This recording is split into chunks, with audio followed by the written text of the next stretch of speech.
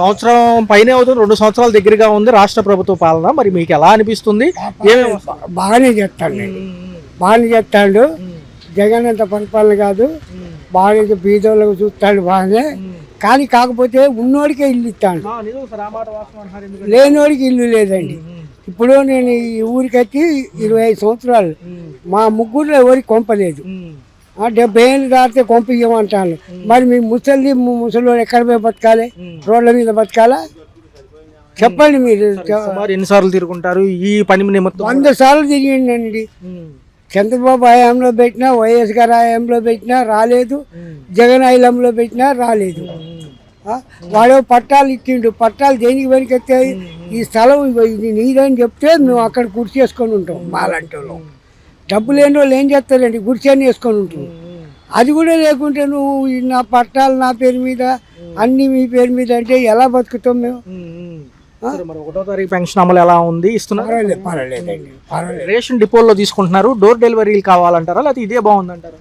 రోజు డెలివరీ అయితే ఇస్తానులేండి, బాబు ఇంటికి తెచ్చి ఇస్తాను. స్టోర్ వాళ్ళు అమౌంట్ పెట్టాలి. కాలు ఇరిగిందండి, మా ఆవిడ లేవలేదు, పచ్చవాత వచ్చింది ఆమెకు.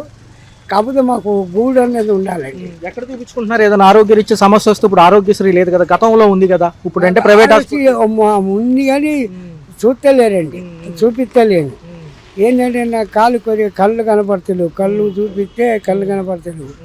దాని గురించి పోతున్నా, మరి ఏం చేస్తారో మరి తెలియదు సార్. మరి ఏమంటారు? పక్కేమో మాజీ ముఖ్యమంత్రి గారు మరొకసారి ప్రజల్లోకి వస్తారని ఆయన, ఇప్పుడు వాళ్ళు ఏమో పథకాలు ఇలా అమలు చేసుకుంటూ వెళ్తాము, కొంచెం సమయం ఇవ్వండి, 10-15 ఏళ్ళు అంటున్నారు.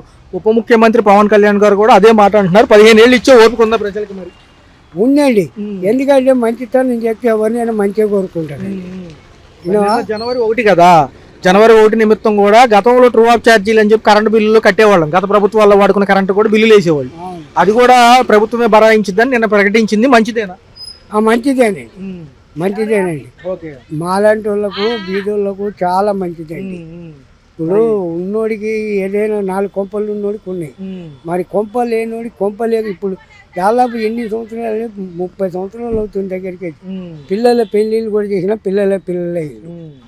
మరి నాకు కొంప లేదు ఇంత మటుకి. పిల్లలకి తల్లికి వందనం పేరుతో స్కూల్కి వెళ్ళే వాళ్ళకి డబ్బులు అన్నారు, 6,000 7,000 అలా పడ్డాయి. పడ్డాయండి, పడ్డాయి. అభివృద్ధి కాడ పడ్డాయండి. 3 గ్యాస్ సిలిండర్లు ఎన్నింటికి పడ్డాయి? మా కోడలకు ఒక దానికి వచ్చిందండి. మా కోడలకు ఒక బండి ఇచ్చారు, పొయ్యి ఇచ్చారు. ఇంకా 3 బండాల సంగతి వాళ్ళకి తెలియదు మనకు. బాబాయ్ గారు, మీకున్న ఎక్స్పీరియన్స్ ప్రకారం ఎంతో మంది నాయకులను చూసుంటారు. గతం నుంచి కూడా, ఏదో ఇందిరాగాంధీ టైం నుంచి కూడా చూసుంటారు. మరి బాగా సంక్షేమ పథకాలు అమలు చేసి కూడా రావటం కూడా కొత్తేనండి మా దృష్టిలో. హై కాంగ్రెస్ ఫస్ట్ ఉండే, ఆవుదూడ ఉండే, ఆవుదూడ పోయి అస్తం పెట్టుకుంది. ఎన్ని ప్రభుత్వాలు మారినా మాకు స్థానం లేదండి. ఎన్ని ప్రభుత్వాలు వచ్చినా అదే ఏడుపు. సంక్షేమ పథకాలు ఎవరు బాగా అమలు చేశారంటారంటే ఎన్టీఆర్ గారు, తర్వాత రాజశేఖర రెడ్డి, మళ్ళీ చూసుకుంటే చంద్రబాబు, మళ్ళీ చంద్రబాబు, మళ్ళీ జగన్, మళ్ళీ ఇటు చూసుకుంటేనేమో మళ్ళీ జగన్ తాండిగానండి. జగన్ ఇచ్చిండు, ఏ లేదని అంటే అందరికి ఇచ్చిండు. కానీ కాకపోతే ఇండ్లే బాధ, ఇల్లుదే బాధ అండి. మాకు సంబంధించి ఎలా ఉంది? ఉచిత బస్సు కానించి చూసుకుంటే మిగతా అన్ని అమలు ఎలా ఉన్నాయి? కొంతమందికి వచ్చినాయి అంటున్నారు, కొంతమందికి రాలేదు అంటున్నారు. ఎలా ఉంది? బస్సు ఉచిత బస్సు అంటున్నారు, బస్సు ఏం లేదు. బస్సు ఎక్కితే బస్ దగ్గరికి వెళ్ళగానే ఇది డబ్బులు బస్సు అంటున్నారు. బస్సు డబ్బులు ఏం ఫ్రీ ఏం లేదు. ఎక్కడో ఒకటి పెట్టాడు కానీ అన్నేం పెట్టలా. చూసుకున్న సామాన్యులకు నిత్యావసర సరుకుల ధరలతో పాటు కరెంట్ ఛార్జీలు ఎప్పుడు ఇబ్బందిగా ఉంటాయి. అయితే నిన్న 1వ తారీఖు ప్రకటన వచ్చింది. ఈసారి నుంచి గతంలో వాడుకున్న ప్రభుత్వాల కరెంటు బిల్లు ట్రూ ఆఫ్ ఛార్జీలు ప్రభుత్వమే భరించిద్ది, ఆ ట్రూ ఆఫ్ ఛార్జీలు తీసేస్తామంటున్నారు. దగ్గర రాష్ట్రం మొత్తం చూసుకున్నా కానీ 4,500 కోట్లు అంటారు. ఇది మంచిదేనా అమల్లోకి వస్తే? ఛార్జీలు ఏం తగ్గల. కరెంటు బిల్లులు మాకు సామాన్య మనుషులు కరెంటు బిల్లు బిల్డింగ్లు ఉన్న వాళ్ళకంటే కూడా ఎక్కువ వస్తుంది. మాకు చాలా ఎక్కువ వస్తుంది. గతంలో 13 పైసలు ఎంత తగ్గించి ఇచ్చామన్నారు. ఏం తగ్గించలా, ఎక్కువ పెంచాడు కానీ ఏం తగ్గించలా. మాజీ ప్రభుత్వంలో 9 పథకాలు ఉన్నప్పుడు వాలంటీర్లు ఉండేవాళ్ళు. సచివాలయం స్టాఫ్కి ఏదన్నా ఇల్లు అడగాలన్నా ఒక ఇల్లుని పట్టుకుని వెళ్ళేవాళ్ళు. ఇప్పుడు అది లేకపోవడం ఇబ్బందిగా ఉంది, చాలా ఇబ్బందిగా ఉంది. వాలంటీర్ లేకపోవడం చాలా ఇబ్బందిగా ఉంది. క్యాస్ట్ సర్టిఫికేట్కి వెళ్ళాలన్నా దేనికైనా సరే వాలంటీర్లు ఉంటే మేము చాలా సేవ్ అయ్యాము. ఇప్పుడు చుట్టూ తిరిగినా సరే పనులు అవ్వట్లా. స్టాఫ్ అవైలబిలిటీలో ఉంటున్నారు. చాలా మంది ఏమంటున్నారు అంటే బయటకు వెళ్ళారు, ఆ పని మీద వెళ్ళారు. అవును, ఇప్పుడు రేషన్ కార్డు పెట్టడానికి ఎన్ని రోజుల నుంచో తిరుగుతున్నాం. మాకు అసలుకి దగ్గరలో లేదు. ఇంతవరకు మా పాపకు రేషన్ కార్డు పెడతా, 3 పిల్లలు పుట్టారు, రేషన్ కార్డు లేదు. 3 గ్యాస్ సిలిండర్ డబ్బులకు కూడా డబ్బులు ఏం పడలేదు.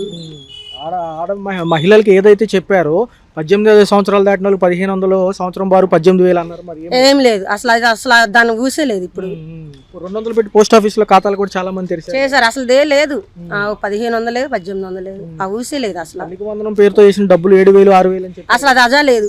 తల్లికి వందనం లేదు, కూతురికి వందనం లేదు. ఫస్ట్ లిస్ట్ లో రానాలకు సెకండ్ అన్నారు, థర్డ్ అన్నారు, ఏదన్నా ఏం లేదు అసలు. చదువుకున్నారు మా పిల్లలు, మనవరాళ్ళు చదువుకుంటున్నారు, ఏం లేదు. ఇబ్బందిగానే ఉన్నాయి అన్ని. చాలా ఇబ్బందిగా ఉంది. రోడ్ల వ్యవస్థ కానీ, శానిటేషన్, డ్రైనేజీలు ఇవన్నీ రోడ్లు ఏముంది, రోడ్ వారానికి ఒకసారి తీస్తున్నారు. అంతకు ముందు రోజు తీసేవాళ్ళు, ఇప్పుడు వారానికి ఒకసారి కూడా అట్లా దోమలు కుట్టి చాలా జ్వరాలతో ఉన్నారు. ఎంతసేపు అమరావతి అంటున్నారు, దాని వల్ల ఏమైనా పనులు వచ్చినాయా తగ్గినాయి? ఎవరికి వచ్చినాయి పనులు ఎవరు చదువుకున్నారు, మా పిల్లలు చదువుకున్నారు, డిగ్రీ MBA అయిపోయింది. ఎవరికి 3 పిల్లలు, ఒక అమ్మాయి GNM, ఒక అమ్మాయి MLT, ఒక అమ్మాయి PG అయింది. ఒక్కళ్ళకి జాబ్ లేదు. ఇప్పుడు ఏదో వాలంటరీగా చేస్తుంది అనుకుంటే వాలంటరీ కూడా తీసేసాడు. మరి జాబ్లు ఇస్తానన్నాడు, ఏమి ఇచ్చాడు? జీతాలు బకాయిలు కూడా ఉండిపోయినాయి. ఏమి ఇవ్వాలి అసలు. మొన్న వరదల్లో ఇస్తానని, జాబ్లు ఇస్తామని కష్టపడి చేశారు పిల్లలు. అప్పటికప్పుడు పిలిపించారు, వీళ్ళందరూ అంత కష్టపడ్డారు, ఏమీ లేదు. కనీసం ఆ రోజు పేమెంట్ కూడా ఇవ్వాల. మరి అంత మోసం వాస్తవాలేగా. ఏమైపోయారు? ఆయన అందరూ కష్టాల్లో ఉంటే ముందుకుంటారు. అసలు ఇప్పుడు ఆయన అడ్రస్ లేడు. ఆయన ఏదో సినిమాలు తీసుకుంటున్నాడు. ఆయనకి ఇంకా మనకి ఎందుకు లేండి. 15 ఏళ్ళ సమయం అడుగుతున్నారు, అన్ని బాగా చేస్తాను. ఏం లేదు, ప్రజలు నమ్మేటట్టు అసలు ఎవ్వరు నమ్మరు. వస్తే చంపల మీద పెట్టి కొడతారు.